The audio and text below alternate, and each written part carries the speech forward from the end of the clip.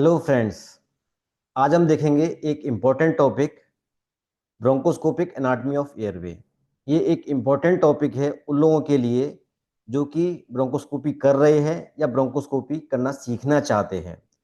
तो इसलिए ब्रोंकोस्कोपी करने से पहले हमें हमारे एयरवेज की एनाटॉमी पता होनी चाहिए ताकि हम लोग अच्छे से ब्रोंकोस्कोपी कर सकें। ये एक इम्पॉर्टेंट वीडियो है, इसलिए इस वीडियो को मैं इंग्लिश में भी बनाऊंगा। और मैं सजेस्ट करूंगा कि इस टॉपिक के साथ साथ में आप मेरे पहले वाली वीडियो भी देखिए, जिसमें मैंने बेसिक ब्रोंकोस्कोपी और एक्सरे के बारे में बताया है कि कैसे लीजन लोकलाइज करते हैं। चलिए आगे चलते हैं। ये हम सबको पता होना चाहिए क्लियरली कि हमारा जो एडल्ट ब्रोंकोस्कोप है वो कहाँ तक पहुंच सकता है। क्या ये लोअर ब्रोंकाई तक पहुंचता है केवल, क्या सेगमेंटल ब्रोंकाई तक पहुंच सकता है, कैरिना एल्वुलाई। तो किसी भी ब्रोंकोस्कोपिस्ट को ये पता होना चाहिए कि adult bronchoscope usually segmental bronchi तक पहुंच जाता है। मैं पीडियाट्रिक की बात नहीं कर रहा हूँ। पीडियाट्रिक सेगमेंटल, सब सेगमेंटल, उससे बियॉन्ड भी जा सकता है। ये डिपेंड करेगा कि उसका डायमीटर कितना है। लेकिन जो कॉमनली यूज होता है एडल्ट ब्रोंकोस्कोप, वो केवल सेगमेंटल ब्रोंकाई तक जा सकता है। अगर इस डायग्राम को देखें तो ये ट्रेकिया हो गया, ये कैराइना है, ये right main bronchus, left main bronchus. उसके बाद में ये lower bronchus, right upper lobe, middle lobe, lower lobe. जब लोअर लोब के बाद में जो डिवीजन होता है, इसको बोलते हैं segmental bronchi. Adult bronchoscope segmental bronchi तक जा सकता है। इसलिए हमें एज ए ब्रोंकोस्कोपिस्ट सेगमेंटल एनाटॉमी तक हमें एनाटॉमी पता होनी चाहिए ब्रोंकोस्कोपी करते समय। अब सेगमेंट्स क्या होते हैं, इसको हम ब्रोंकोपल्मोनरी सेगमेंट्स भी बोलते हैं। ये कितने होते हैं? ये राइट साइड राइट लंग है, ये लेफ्ट लंग है। इसमें बताया गया था एनाटॉमी में कि राइट में 3 लोब होते हैं, upper lobe, middle lobe, lower lobe. Okay, so right upper lobe में 3 सेगमेंट होते हैं। कौन कौन से होते हैं? Apical, posterior, anterior. अगर डायग्राम में देखेंगे तो अपाइकल है, ये पोस्टीरियर है, ये एंटीरियर है। मिडिल लोब होता है, मिडिल लोब में 2 होते हैं, मीडियल, लेटरल।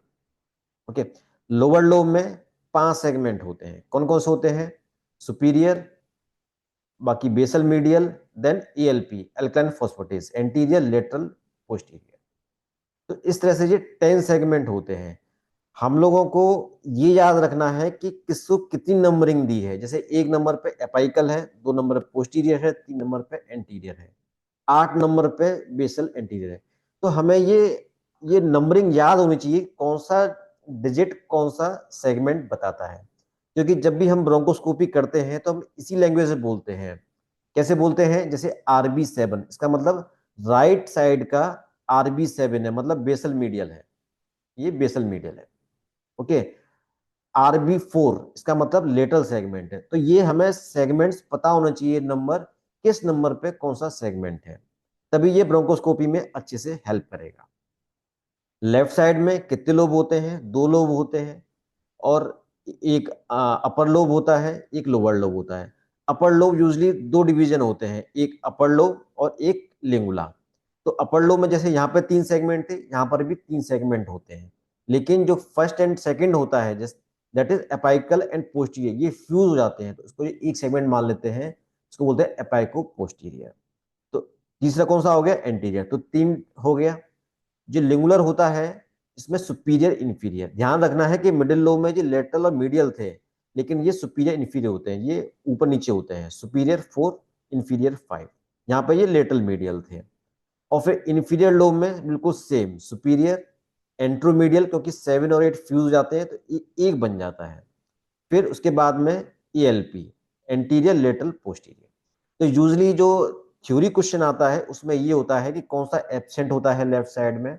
तो लेफ्ट साइड में एब्सेंट होता है medial basal, left lower lobe में। तो इस तरह से ये 10 सेगमेंट होते हैं practically. 10 segment in right side, 9 segment in left side. और जैसे मैंने बताया था कि आपको नंबरिंग याद होनी चाहिए, किस नंबर पे कौन सा सेगमेंट हम लोग देखते हैं। ओके, चलिए अब चलते हैं आगे। बेसिक प्रिंसिपल क्या है एनाटॉमी या ब्रोंकोस्कोपी करने से पहले? सबसे पहले हमें ओरिएंटेशन पता होना चाहिए इमेज का। जब आप ब्रोंकोस्कोपी सूट में जाते हैं तो आपको पता होना चाहिए कि जब मैं ब्रोंकोस्कोप कर रहा हूं तो मेरे जो अपर पार्ट है ब्रोंकोस्कोप का, वो मॉनिटर में कैसा दिखाई दे रहा है। तो हम लोग क्या करते हैं कि ब्रोंकोस्कोप पहले जब पकड़ रहे होते हैं ब्रोंकोस्कोप, तो एक हाथ में लेके देखिए कि उसका जो ब्रोंकोस्कोप का जो एंटीरियर पार्ट है वो स्क्रीन के किस पार्ट में आ रहा है। तो ध्यान रखना है, जो ब्रोंकोस्कोपी का जो एंटीरियर पार्ट है वो स्क्रीन के ऊपर साइड में आना चाहिए। जो ब्रोंकोस्कोप टिप का जो पोस्टीरियर साइड है, पीछे वाला पार्ट, वो मॉनिटर के नीचे आना चाहिए। ये इसलिए ऐसा करना चाहिए ताकि हमारा जो ओरिएंटेशन है वो प्रॉपर बना रहे। पेशेंट सामने लेटा हुआ है, सिर हमारे साथ में है इसका।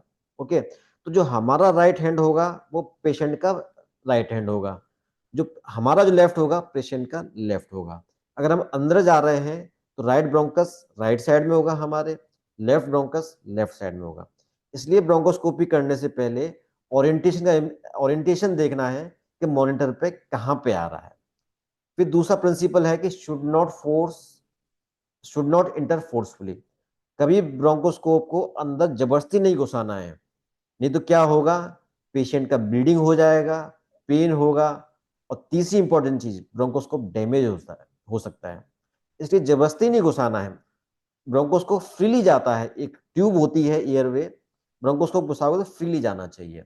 Try to avoid touching the wall of airway, क्योंकि जो सबसे ज्यादा जो रिसेप्टर्स होते हैं वॉल पे होते हैं। अगर वॉल पे टच करेगा बार बार ब्रोंकोस्कोप तो खांसी आएगी, और जब खांसी आएगी तो आप ठीक से ब्रोंकोस्कोपी कर नहीं पाओगे। इसलिए आपको जितना मैक्सिमम हो ब्रोंकोस्कोप सेंटर में रखना है, वॉल से टच नहीं करना है। फिर कुछ एरियाज जो डिफिकल्ट होते हैं ब्रोंकोस्कोप से जाने में, जो एक्सपर्ट है उनके लिए कोई डिफिकल्टी नहीं है, लेकिन जो न्यू कमर हैं, जो रेजिडेंट्स हैं, वो लोग रियलाइज करेंगे कि तीन चीज ऐसी होती हैं जहाँ पे ब्रोंकोस्कोप पास करना मुश्किल होता है। कौन कौन सा? नेजल कैविटी से पास करना। ओके, सो जब हम लोग ब्रोंकोस्कोप घुसाते हैं तो हमने रियलाइज करते हैं कि नेजल कैविटी से अंदर तक ब्लाइंड प्रोसेस होता है, तो वहां पे ये मुश्किल होती है। सेकंड कौन सा होता है? वोकल कॉर्ड से पास कराना। तीसरा होता है कि राइट अपर लोब में जाना, क्योंकि राइट अपर लोब थोड़ा सा वर्टिकल होता है, तो वहां पे ब्रोंकोस्कोप घुसाना थोड़ा मुश्किल होता है। तो अगर कोई भी न्यू कमर ये डिफिकल्टी फेस कर रहा है तो इससे होपलेस नहीं होना है, परेशान नहीं होना है। ये एक नेचुरल फिनोमेना है, सबके साथ में आएगा। इसलिए कहते हैं कि ब्रोंकोस्कोपी के लिए भी एक लर्निंग कर्व होता है। ओके, तो अब एक मेजर क्वेश्चन होता है जो मुझसे बहुत सारे लोग पूछते हैं, बहुत से जो न्यू कमर रेजिडेंट्स होते हैं पूछते हैं कि हमें ब्रोंकोस्कोप किस हाथ से पकड़ना चाहिए, राइट से पकड़ना चाहिए या लेफ्ट से पकड़ना चाहिए। तो मैं एक बात बता दूं कि जिस हैंड से आप कंफर्टेबल हैं, जिन्होंने ब्रोंकोस्कोप बनाया था, पहली बार यूज किया था, वो लेफ्ट हैंडी थे, इसलिए उन्होंने ब्रोंकोस्कोप लेफ्ट हैंड से पकड़ा। अगर आप राइट से पकड़ना चाहते हैं तो वो भी ठीक है। तो यूजली लेफ्ट हैंडर लेफ्ट से पकड़ते हैं, राइट हैंडर राइट से पकड़ सकते हैं। लेकिन ऐसा कोई कहीं पर रूल नहीं है कि किस हैंड से पकड़ना चाहिए। तो आप जिस हैंड से पकड़ना चाहे उस हैंड से पकड़िए, कोई दिक्कत नहीं है। पर मैं पर्सनली एडवाइस ये करूंगा कि आप लेफ्ट हैंड से पकड़िए।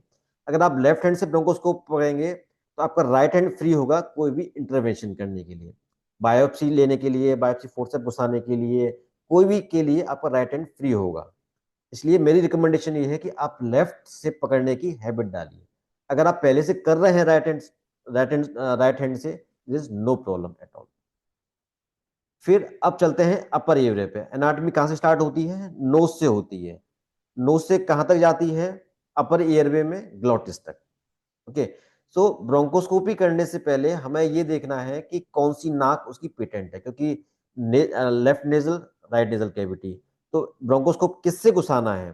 तो हम लोग क्या करते हैं कि पहले ही ब्रोंकोस्कोपी टिप से हम देख लेते हैं, झांक के, कि कौन सी नाक ज्यादा पेटेंट है। दूसरा क्या है, हम मरीज से ही पूछ सकते हैं कि आपकी कोई नाक बंद तो नहीं रहती है। अगर बंद रहती है तो उससे हमें नहीं जाना है, हमें दूसरे से जाना है। जैसे इस फिगर में देख रहे हैं कि जो जो लेफ्ट साइड वाली है वो खुली हुई है, राइट साइड वाली थोड़ी सी ब्लॉक है, बिकॉज ऑफ डीएनएस। यहाँ पर डीएनएस है। तो हम कौन सी नाक से ब्रोंकोस्कोप घुसाएंगे? ऑब्वियसली हम लोग लेफ्ट वाली नाक से ब्रोंकोस्कोप घुसाएंगे। और ध्यान रखना है कि ब्रोंकोस्कोप अंदर ले जाएंगे, हम लोग वेरी फ्रीली अंदर ब्रोंकोस्कोप घुसाते हैं, फोर्स नहीं करना है। ब्रोंकोस्कोप का जो टिप है वो टेढ़ा मेढ़ा नहीं करना है। आप ब्रोंकोस्कोप जहां से घुसाएंगे जेंटली अंदर जाएंगे और सीधे हम कहां पहुंचते हैं? Glottis area. ओके, तो आपको ब्रोंकोस्कोप जहां से घुसाना है, ब्रोंकोस्कोप अपने आप एपिग्लोटिस से होते हुए ग्लोटिस पार्ट में आ जाएगा। ओके, दूसरा क्या कर सकते हैं, जब हम ब्रोंकोस्कोप घुसाते हैं थोड़ी सी टिप आप नीचे रख सकते हैं, इस तरह से नीचे रख सकते हैं। तो जैसे ब्रोंकोस्कोप घुसाएंगे यहाँ से, तो टिप अगर थोड़ी सी नीचे रहेगी तो अपने आप ये नीचे चला जाएगा। ध्यान रखना है कभी फोर्सफुली नहीं घुसाना है, अदरवाइज साइनस से ब्लीडिंग हो सकती है और साइनोसाइटिस भी हो सकता है। तो जेंटली घुसाना है, एडिक्वेट जैलोकेन जेली लेके। यहाँ पे हम लोग जैलोकेन जेली थोड़ा सा डाल देते हैं नाक में ताकि इजिली अंदर चला जाए, वो भी बिना पेन के हुए। तो जब ब्रोंकोस्कोप अंदर जाता है तो उसका देखिए कैसे जाता है, मैं आपको दिखा देता हूँ। देखिए ये हम लोग राइट नेजल कैविटी से अंदर डाल रहे हैं और फ्रीली ये अंदर जा रहा है, फ्रीली अंदर जा रहा है। और जाते समय हम लोग देखते हैं कहीं कोई एबनॉर्मेलिटी तो नहीं है। जैसे ये अंदर गया, देखिए ये आ गया ग्लोटिस, ये देख रहे हैं ये एपिग्लोटिस है, ये वाला एपिग्लोटिस। और ये आ गया ग्लोटिस, यहाँ पे ये वोकल कॉर्ड है। ठीक है, तो स्क्रीन पे इसमें मैंने बताया था, स्क्रीन पे जो अब ऊपर की साइड में है वो एपिग्लोटिस होना चाहिए, नीचे की साइड में बेस ऑफ वोकल कॉर्ड होना चाहिए। अगर हम वोकल कॉर्ड की एनाटॉमी देखें तो दो वोकल कॉर्ड होती हैं, लेफ्ट साइड राइट साइड, उसके ऊपर फॉल्स वोकल कॉर्ड होती है। ओके, तो ये एक अपेक्स होता है, यहाँ पे पीछे कार्टिलेज होते हैं, रेटिनोइड क्रिकोइड, जो कि अडक्शन अबडक्शन में हेल्प करते हैं। तो हमें वोकल कॉर्ड में क्या देखना होता है, जब हम यहाँ पे ब्रोंकोस्कोप पहुंचा देंगे यहाँ पे, तो हम लोग पेशेंट से बोलते हैं कि आप ई करिए या आ करिए। तो ई करने पे क्या है कि साउंड प्रोड्यूस होने की वजह से वोकल कॉर्ड खुलेगी बंद होगी, खुलेगी बंद होगी। तो हमें कंपेयर करना है कि दोनों वोकल कॉर्ड का मूवमेंट इक्वल है कि नहीं है, कोई वोकल कॉर्ड फिक्स तो नहीं है। अगर वोकल कॉर्ड दोनों नॉर्मली मूव कर रही है, इसका मतलब वोकल कॉर्ड हमारी नॉर्मल है। अगर एक मूव नहीं कर रही है तो या तो पैरालिसिस है या फिक्स्ड है। ओके, अगर फिक्स्ड है तो प्रोबेबली ट्यूमर रूल आउट करना है, अगर पैरालिसिस है तो प्रोबेबली जो नर्व होती है वो लैरिंजियल नर्व होती है, वो हमारी पैरालिसिस हो गई है। तो इस तरह से हम वोकल कॉर्ड देखते हैं। अच्छा, वोकल कॉर्ड के अंदर ब्रोंकोस्कोप से कैसे जाना है, तो जस्ट आप सेंटर में रखते हैं ब्रोंकोस्कोप को और थोड़ा सा एपाइकल साइड में यहाँ पे ब्रोंकोस्कोप रखिए और पेशेंट से कहिए लंबी सांस लो। जब पेशेंट लंबी सांस लेगा तो वोकल कॉर्ड खुल जाती है। मेनली क्या है कि अडक्टेड पोजीशन रहती है, जब लंबी सांस लेगा तो वोकल कॉर्ड खुल जाती है। जैसे ही वोकल कॉर्ड खुलेंगे आप जेंटली पुश करिए और ब्रोंकोस्कोप वोकल कॉर्ड के अंदर चला जाएगा। एक दूसरी चीज कि जब भी हम वोकल कॉर्ड देखते हैं, जब भी ये ग्लोटिस एरिया देखते हैं, तो हमें इसकी साइड में पाइरिफॉर्म फोसा होता है इधर। ओके, वो जरूर से हमें इंस्पेक्ट करना है, क्योंकि कभी कभार जो ट्यूमर की जो सीडिंग्स होती हैं, जो ट्यूमर का जो टिश्यू होता है, कभी कभार पाइरिफॉर्म साइनस में होता है, फॉरेन बॉडी हो सकती है पाइरिफॉर्म फोसा में। तो इसलिए हमें यहाँ पे जरूर इंस्पेक्शन करना है जब हम ब्रोंकोस्कोपी करेंगे। अब हम वोकल कॉर्ड के अंदर चले गए। ओके, तो वोकल कॉर्ड, ये वोकल कॉर्ड है, ये खुली हुई है क्योंकि पेशेंट इंस्पायर कर रहा है। उसके बाद में हम लोग अंदर जा रहे हैं, तो ये देख रहे हैं नॉर्मल मूवमेंट है। यहाँ पे आते ही देखिए ये ट्रेकियल रिंग्स दिख रही है, ये एंटीरियर पार्ट है, ये वाला स्किन के ऊपर, पीछे पोस्टीरियर पार्ट होता है। एंटीरियर में सी शेप्ड कार्टिलेजिनस रिंग होती है। ओके, पोस्टीरियर में कार्टिलेजिनस रिंग नहीं होती है। और हम कहाँ तक जाएंगे, हम लोग से कैराना तक जाएंगे। कैराना क्या होता है, जहाँ पे कि ट्रकिया बाइफरकेट करती है राइट साइड में और लेफ्ट साइड में। तो ट्रकिया के बारे में देखें तो ये क्रिकोइड कार्टिलेज से T5 या T6 तक ट्रकिया एक्सटेंड करती है। 10 से 12 सेंटीमीटर होती है, डायमीटर 15 से 20 mm होता है, और 15 से 20 सी शेप कार्टिलेज होते हैं एंटीरियरली। देखिए सी शेप कार्टिलेज, पोस्टीरियर साइड में कार्टिलेज नहीं होते हैं। तो क्या अभी सोचा है क्यों नहीं होते हैं? पोस्टीरियर में क्या होता है, फाइब्रोमस्कुलर स्ट्रक्चर होता है।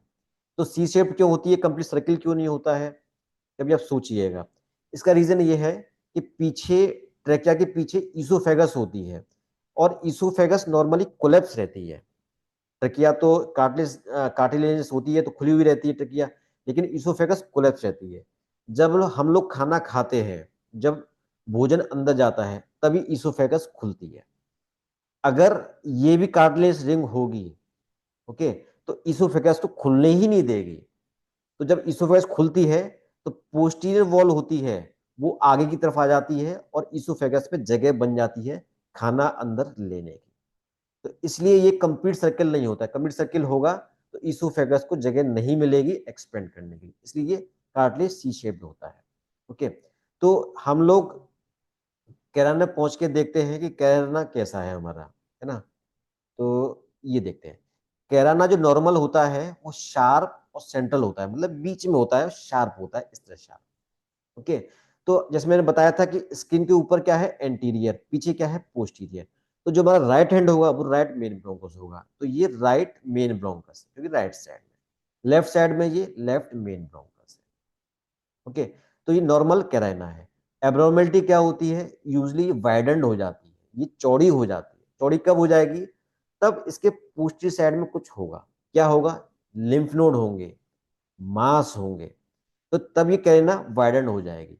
तो कैरेना क्या होता है, शार्प स्ट्रक्चर होता है, most sensitive area for triggering of cough reflex. अगर यहाँ पे छुएगा ब्रोंकोस्कोप तो पेशेंट को खांसी आएगी। ओके। इनलार्ज कब होता है, जब कोई लिम्फ नोड या मास अंडरलाइन हो। तो ये हो गया कैरेना। तो कैरेना के बाद में क्या आता है, right main bronchus, left main bronchus. जो राइट मेन ब्रोंकस होता है वो थोड़ा सा वाइडर होता है, शॉर्टर होता है, and more vertical, about 1 inch long. तो इसलिए ये वाइडर होता है, शॉर्टर होता है, इसलिए जो भी सीक्रेशन ट्रकिया में आता है वो डायरेक्टली अंदर जाता है। इसलिए ऐसे पेशेंट में एस्पिरेशन निमोनिया कॉमन होता है। जबकि लेफ्ट क्या होता है, ये लॉन्गर होता है, नैरोवर होता है, और ज्यादा हॉरिजॉन्टल होता है। इसलिए क्या होता है कि जो भी सीक्रेशन जाता है इसके अंदर वो बाहर नहीं आ पाता, क्योंकि ये वर्टिकल होता है, ये कहना कि अलाइन नहीं होता है। तो सिक्रेशन बाहर नहीं आएगा तो क्या होगा, ब्रोंकिक्टिस ज्यादा होगी। तो राइट साइड में एस्पिरेशन निमोनिया ज्यादा कॉमन होता है, लेफ्ट साइड में ब्रोंकिक्टिस ज्यादा कॉमन होती है। तो हम लोग कैसे पहचानते हैं, हमारा राइट राइट मेन ब्रोंकस, हमारा left left main bronchus, anterior posterior. अब चलते हैं राइट मेन ब्रोंकस के अंदर। राइट मेन ब्रोंकस के कहाँ पे था, राइट साइड में। अब देखिए, जब हम ब्रोंकोस्कोप अंदर ले जाएंगे तो पोस्टीरियर है, हम राइट साइड में घुमाते हैं ब्रोंकोस्कोप को। जब राइट साइड में घुमाएंगे, जो पहला स्ट्रक्चर पड़ेगा ऊपर की तरफ, एंटीरियर की तरफ, वो हमारा होगा सेकेंडरी कैराइना। सेकेंडरी कैराइना क्या होता है, junction between upper lobe and bronchus intermedius. Broncho ये पूरा ब्रोंकस इंटरमीडियस है। तो आप ये मान के चलिए कि ब्रोंकोस्कोपी जब करते हैं तो राइट मेन ब्रोंकस में जाएंगे तो दो लोब आ जाते हैं पहले, एक ऊपर के राइट अपर लोब, और नीचे होता है उसकी कॉमन ओपनिंग होती है, इसको बोलते हैं ब्रोंकस इंटरमीडियस। ओके। तो राइट इंटरमीडियस और अपर लोब के बीच में होता है, वो होता है सेकेंडरी कैराइना। ओके। फिर जब हम लोग अंदर जाएंगे, इंटरमीडियस के अंदर जाएंगे, तब दो लोब आते हैं। ऊपर होता है मतलब मिडिल साइड में मिडिल लोब, और लेटर साइड में लेफ्ट लोअर लोब। इन दोनों के बीच का जो जंक्शन होता है उसको बोलते हैं RC2। तो RC2 क्या हो गया, मिडिल लोब और राइट लोअर लोब का जंक्शन होता है, इसको बोलते हैं सेकेंडरी कैराइना और RC2। ये भी सेकेंडरी कैराइना है, ये RC1 है, ये RC2 है। फिर हम लोग सॉरी, फिर ये RC1 हो गया, ये right lower lobe middle lobe. इसके अंदर फिर हम जाते हैं, अब हम अपर लोब में जाते हैं। अपर लोब के लिए हमें थोड़ा सा और ब्रोंकोस्कोप अप करना पड़ेगा। जब हम अंदर जाते हैं तो हमें 3 सेगमेंट दिखाई पड़ते हैं, एक ऊपर, एक राइट साइड में, एक लेफ्ट साइड में। ओके। जो ऊपर वाला है वो है apical segment, that is RV1, apical segment. Okay. Then जो राइट हैंड में पड़ेगा वो होगा पोस्टीरियर, और ये होगा एंटीरियर। तो हमें एक चीज देखने को मिल रही है, जो एपाइकल होता है मोर सुपरफिशियल होता है, मतलब आप जैसे जाएंगे सबसे पहले एपाइकल पड़ेगा, उसके बाद में थोड़ा सा डीपर में पोस्टीरियर, और जो सबसे डीप में होता है वो होता है एंटीरियर। तो अगर आपको ये पिक्चर देख रही है तो जो सबसे डीप होगा वो यूजली एंटीरियर सेगमेंट होगा। कभी आपने सोचा है कि RB2 पोस्टीरियर क्यों है, एंटीरियर क्यों नहीं है RB2? तो इसका रीजन ये है, जब डेवलपमेंट होता है, जब भगवान जब ब्रोंकस बना रहे होते हैं तो सबसे पहला पैदा करते हैं एपाइकल को, इसलिए इसको नंबर दे दिया 1। जो सेकंड टाइम जो पैदा करते हैं वो होता है पोस्टीरियर, ना कि एंटीरियर। पोस्टीरियर पहले ओरिजिनेट होता है, इसलिए इसको हम RB2 बोलते हैं। बाद में होता है एंटीरियर, इसको बोलते हैं RB3। इस तरह से एपिकल पोस्टीरियर एंटीरियर, कभी भी एपाइकल एंटीरियर पोस्टीरियर नहीं, एपाइकल पोस्टीरियर एंटीरियर। और उसी तरह से डेप्थ बढ़ती जाती है, जो सबसे सुपरफिशियल होगा वो 1 होगा, सबसे डीप होगा वो 3 होगा। तो ये हो गया राइट अपर लोब। जब आता है नीचे इंटरमीडियस, राइट अपर लोब खत्म हो गया, हम ब्रोंकोस्कोप को नीचे लेके आए, तो उसमें जो सेगमेंट दिखता है राइट इंटरमीडियस में, उसमें दो लोब दिखाई देते हैं। एक होता है मीडियल साइड में मिडिल लोब, ओके, और नीचे की साइड में या लेटरल साइड में ये होता है लोअर लोब। तो जब आप ब्रोंकोस्कोप से ऊपर से देख रहे होते हैं तो लोअर लोब में दो सेगमेंट दिखाई देते हैं, एक बड़ा दिखाई देता है और एक लेफ्ट लेटरल साइड में, एक्सट्रीम लेटरल साइड में एक सेगमेंट दिखाई देता है, ये होता है apical segment of right lower lobe, RB6। Okay, थोड़ा और अंदर जाएंगे तो आपको ये राइट मिडिल लोब दिखाई देगा और फिर तीन सेगमेंट दिखाई देते हैं। जो मिडिल लोब के साथ में होता है मीडियल, मीडियल बेसल, मतलब MM, middle lobe medial, middle lobe medial. तो मिडिल लोब के बगल में कौन सा हो गया ये मीडियल सेगमेंट, और बोलते हैं RB7। जो सबसे अलग थलग पड़ा हुआ है लेटरल साइड में ये होता है RB6। बाकी जो तीन होते हैं 8, 9, 10, कौन कौन से 8, 9, 10, ALP alkaline phosphatase, anterior, lateral, posterior, वो तीनों एक ही ओपनिंग में होते हैं बीच वाली। ओके, सो ये है यहाँ पे, ये ब्रोंकोस्कोपी अगर हम लोग देखें तो ये अपर लोब था, अपर लोब से हम लोग विड्रॉ करते हैं, फिर हम इंटरमीडियस में जाते हैं। तो ये इंटरमीडियस है, देखिए यहाँ पे ये मिडिल लोब है ऊपर की मिडिल साइड में, और ये लोअर लोब है। लोअर लोब में हमें ये पहले RB6 दिखाई देता है, बाकी चार सेगमेंट इसमें दिखाई देते हैं। उसके बाद में हम लोग मिडिल लोब में देखते हैं कि कहाँ पे कौन कौन से सेगमेंट हैं। ओके, तो ये मिडिल लोब में जा रहे हैं। तो मिडिल लोब में हम अगर हम लोग देखेंगे तो दो सेगमेंट आते हैं बाद में। दो, जो मीडियल की तरफ होता है, मीडियल सेगमेंट जो लेफ्ट साइड की तरफ होता है, ये होता है medial segment of middle lobe, और ये वाला है जो 4, ये होता है लेटरल। तो lateral is 4, medial is 5। Ladies first, L पहले आता है, लेडीज फर्स्ट, इसलिए लेटरल RB4, मीडियल RB5। तो ये इसमें एनाटॉमिक वेरिएशन भी होता है, तो ये हमें ध्यान रखना होगा। अराउंड 70% में ये लेटरल मीडियल होता है, लेकिन कुछ परसेंटेज ऑफ पेशेंट में 23% में ये सुपीरियर इंफीरियर होते हैं, लेटरल मीडियल नहीं होते हैं, सुपीरियर इंफीरियर होते हैं। तो ये दोनों ही एनाटॉमिकल वेरिएशन दोनों ही हो सकते हैं। फिर है राइट लोअर लोब, तो मिडिल लोब खत्म हो गया, अब चलते हैं राइट लोअर लोब के पास में। ओके, तो राइट लोअर लोब से हम लोग हमारा ब्रोंकोस्कोप कहाँ पर है, मिडिल लोब में, वहां से विड्रॉ करते हैं और फिर हम जाएंगे राइट लोअर लोब में। तो लोअर लोब में जो सबसे पहले दिखता है लेफ्ट साइड में होता है RB6 एपाइकल सेगमेंट, और उसके बाद में हमें जो दिखाई देता है ये वाला, ये वाला। तो इस वाले केस में यहाँ पे होना चाहिए कौन सा, मीडियल बेसल, लेकिन इस वाले पर्टिकुलर पेशेंट में मीडियल बेसल एब्सेंट है, जो कि नॉर्मल एनाटॉमिक वेरिएशन होते हैं। और बाकी इसमें बताया था कि जो जो बीच वाली कैविटी होती है, बीच वाला जो ब्रोंकस होता है, उसमें तीन सेगमेंट होते हैं, कौन कौन से, 8, 9, 10, ELP alkaline phosphatase, anterior, lateral, posterior. इस वाले डायग्राम में देखिए यहाँ पे ये जो एक्सट्रीम मीडियल साइड है, जो लेफ्ट साइड है मिडिल लोब के बगल में है, ये हो गया मीडियल सेगमेंट। उसके अपोजिट में RB6 एपाइकल, बाकी तीन इसमें होते हैं 8, 9, 10 एल्कलाइन फॉस्फेटेस। तो इस तरह से 5 सेगमेंट राइट लोअर लोब में होते हैं। तो अब हम राइट साइड हमारा कंप्लीट हो गया, अब देखते हैं लेफ्ट साइड में। तो लेफ्ट साइड में जैसे बताया था कि लेफ्ट साइड जो ब्रोंकस होता है थोड़ा सा लंबा होता है और इंफीरियरली, मतलब थोड़ा सा स्ट्रेट होता है थोड़ा सा। तो चलिए अब लेफ्ट साइड में चलते हैं। तो हमारा ब्रोंकोस्कोप कहाँ है, राइट साइड में। तो राइट साइड से हम लोग ब्रोंकोस्कोप निकाल रहे हैं।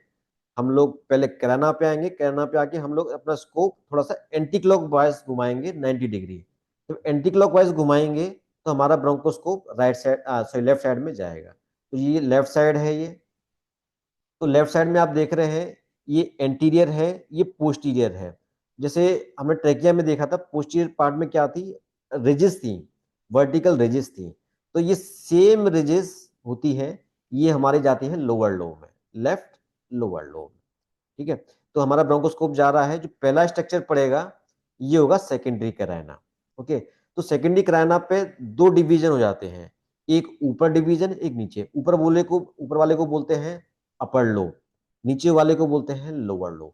जो अपर लोब होता है उसमें जो सबसे पहला सेगमेंट दिखता है नीचे की साइड में, मतलब राइट साइड में, ओके, ये होता है लिंगुला। और जो ऊपर है जो दिखता नहीं है, बड़ी हार्डली दिखता है, ये होता है लेफ्ट अपर लोब प्रॉपर या अपर लोब डिवीजन। ओके, तो ये हो गया अपर लोब डिवीजन, ऊपर की तरफ, नीचे की तरफ लिंगुला। और जो लोअर साइड है, लोअर साइड में इसमें बताया था कि LV7 एब्सेंट रहता है, मतलब बीडियल सेगमेंट एब्सेंट रहता है। तो कौन सा बच गया? 6 बच गया। और फिर 8, 9, 10 जो सबसे लेफ्ट साइड में दिखेगा एक सिंगल कैविटी, ये होते हैं LV6। और बाकी जो होता है 3 वो इसमें होते हैं। कौन कौन से होते हैं? Alkaline phosphatase, ELP, anterior, lateral and posterior. तो ये हो गया सेकेंडरी कराइना। अब सेकेंडरी कराइना से हम लोग जाएंगे लोअर लोब में। तो लोअर लोब में जो एक सिंगल कैविटी थी, ये थी LV6 एपाइकल सेगमेंट। और अंदर जाएंगे तो हमें इसमें 3 या 2, डिपेंड्स ऑन के एनाटॉमिकल वेरिएशन तो नहीं है, तो ये दिखाई देते हैं। ओके, तो एपाइकल सेगमेंट हो गया लोअर लोब का। उसके बाद में ब्रोंकोस्कोप हम लोग विड्रॉ करेंगे। उसके बाद विड्रॉ करेंगे, फिर हम देखेंगे जो लोअर लोब के बाकी सेगमेंट्स हैं। तो बाकी जो लोअर लोब के सेगमेंट्स हैं, इसमें 3 सेगमेंट होते हैं। देखिए यहाँ पे ये 3 सेगमेंट है। ओके, कौन कौन से? एल्कलाइन फॉस्फेटेस 8, 9, 10, ऊपर से नीचे 8, 9, 10। ओके, और जो लेफ्ट साइड में था वो कौन सा था? LV6 apical segment. तो इस तरह से ये लोअर लोब की एनाटॉमी होती है, लेफ्ट लोअर लोब की। उसके बाद में हम लोग विड्रॉ करेंगे, सेकेंडरी कराना पे जाएंगे और अपना ब्रोंकोस्कोप थोड़ा ऊपर, टिप ऊपर करके अपर लोब देखेंगे। तो जो अपर लोब में क्या होता है कि नीचे की साइड में या राइट साइड में लिंगुला होता है। और जस्ट वेट, ये लिंगुला होता है और लिंगुला में 2 पार्ट होते हैं, लिंगुला के 2 सेगमेंट होते हैं ये। ओके, 2 सेगमेंट होते हैं। जो ऊपर वाला होता है ये होता है सुपीरियर, सुपीरियर सेगमेंट, और नीचे वाला इंफीरियर सेगमेंट। जैसे मैंने बताया था कि राइट साइड में क्या होता है? मीडियल लेटरल, लेकिन लेफ्ट साइड में क्या होता है? सुपीरियर और इंफीरियर। तो ये 2 सेगमेंट हो गए लिंगुला में, 2 सेगमेंट। जैसे आप इस डायग्राम में देख रहे होंगे कहीं पे, ये लिंगुला है ये। ओके, तो 2 सेगमेंट होते हैं। तो अब लिंगुला से अब अपर लोब में जाएंगे। तो अपर लोब में 2 डिवीजन होते हैं। एक सबसे ये मेरा कौन सा आता है? लेफ्ट साइड में होता है, एक राइट साइड में होता है। जो लिंगुला के जस्ट बगल में होता है, लिंगुला हमारा कहाँ था? यहाँ पे कहीं था। तो जस्ट लिंगुला के बगल में है, वो होता है LB3। और LB3 क्या होता है? एंटीरियर। ओके, और बाकी जो 2 सेगमेंट होते हैं एपाइकल एंड पोस्टीरियर, वो एक ओपनिंग होती है, एपाइको पोस्टीरियर। अगर इस वाले डायग्राम में देखें, ये लिंगुला है, लिंगुला के जस्ट बगल में होता है LB3, और ऊपर की तरफ होता है एपाइको पोस्टीरियर। ओके, कौन सा होता है? एपाइको पोस्टीरियर। और नीचे कौन सा, बीच में कौन सा होता है? LB3।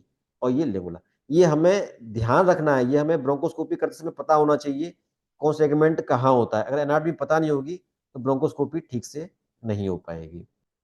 तो इन लेफ्ट अपर लोब हम लोग जाएंगे अपाइको पोस्टीरियर में। जब हम अंदर जाते हैं, अपाइको पोस्टीरियर 2 सेगमेंट दिखाई देंगे।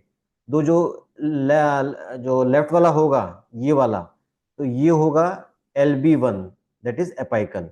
और उसके बगल में ये पोस्टीरियर, तो ये होता है अपाइको पोस्टीरियर। तो इसमें इसी सीक्वेंस में याद रखना है, जो सबसे लेफ्ट साइड में होगा वो होगा अपाइकल, उसके बगल में पोस्टीरियर, फिर उसके बगल में LB3, और उसके बगल में लिंगुला। 4, 5, इसी तरह सीक्वेंस में याद करना है, 1, 2, 3, 4, 5। तो ये तो हो गई लेफ्ट की ब्रोंकियल एनाटमी। अब हम लोग जेंटली ब्रोंकोस्कोप विड्रॉ करते हैं, और विड्रॉ में हमें ये चीज ध्यान रखनी है कि हमें स्लोली विड्रॉ करना है और सक्शन करते हुए बाहर आना है।